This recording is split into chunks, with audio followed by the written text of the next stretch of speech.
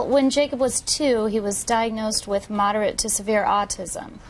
And at that time, they told us he would probably never read, probably never tie his shoes, and he was put in a special ed program. So.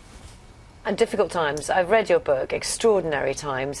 You kind of stopped talking, didn't you? Yes. But it turns out, and your mum found this out after lots of hard work, that in fact you were doing an awful lot of thinking.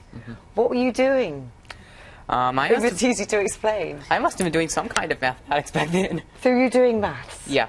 A